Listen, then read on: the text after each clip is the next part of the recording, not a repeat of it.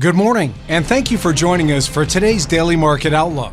Joining me today is Emily from our trading room to tell us more about the recent developments. Emily?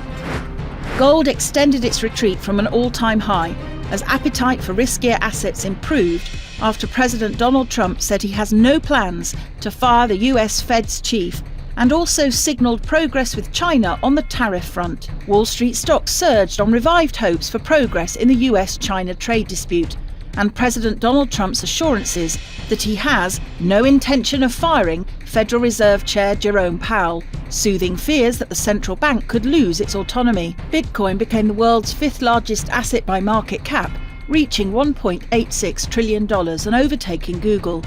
Rising optimism from easing US-China trade tensions and a broader tech rally pushed Bitcoin over $94,000.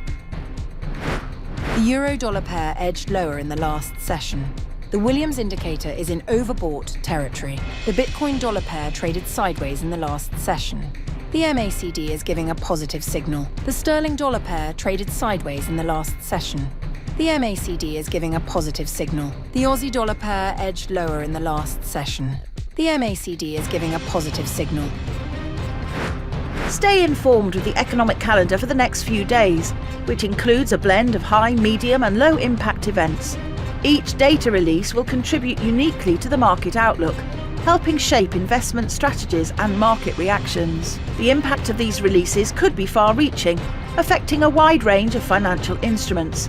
Staying aware of the upcoming data can be key to timely and strategic decision-making.